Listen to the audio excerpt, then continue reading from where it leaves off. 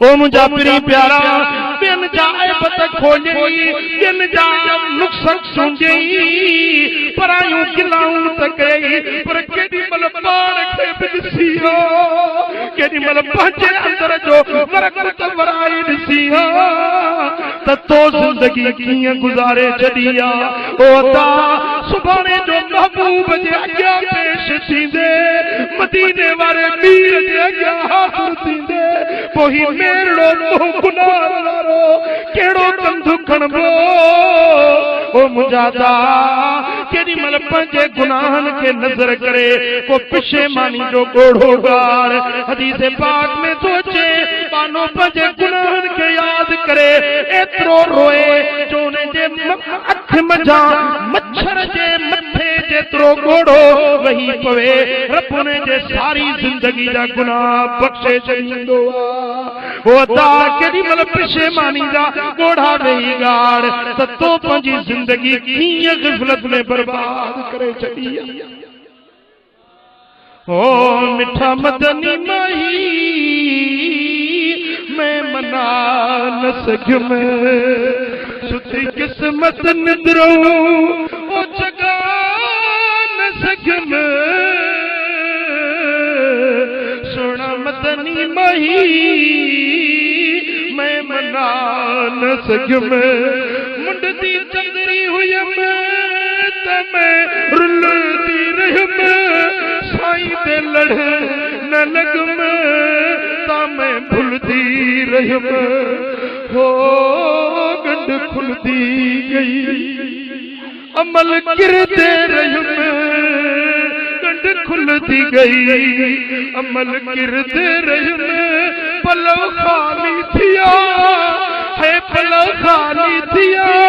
कुछ बचा न सघियुमि सुठी किस्मत निंदरो ओ जगा न सघियुमि सोना मदनी माही मैं मना न सघियुमि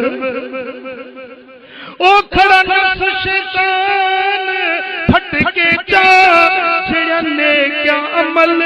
डाकू लुट जो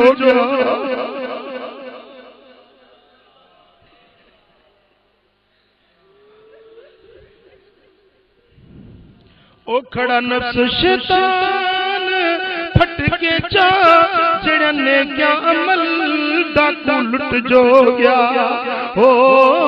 जरा कुछ न बचा अगू थी सिम क्या जरा कुछ न बचा अगू थी सिम क्या डाकू लुट दे गए मैं अल्लाह न सघियुमि सुठी किस्मत निंदरो हो जगा न सघियुमि सोना मदनी माही मैं मना न सघियुमि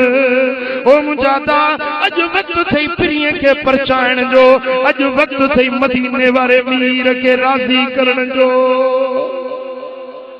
खुदा जो कसम तू हिते मोया जे शहर में चंगो अमल थो करी मुझो हबीब मदीने पाक में खुश थो थे पर खुदा न खास्ता जे हिते बुरो अमल कई हिते जिना कई शराब पीती हिते चोरी कई हिते गरीबन जा लोढ़ा लताड़ी हिते बेहयाई जा कम कई मुझो सुनो रोज़े अधर में दुखारो थींदो आ महबूब जी दिल मुबारक दुखारी थींदी आ त ए उम्मती केड़ा अमल करे रहियो ओ मुजादा हाणे ॿुधाए त उन प्रिय के परचाए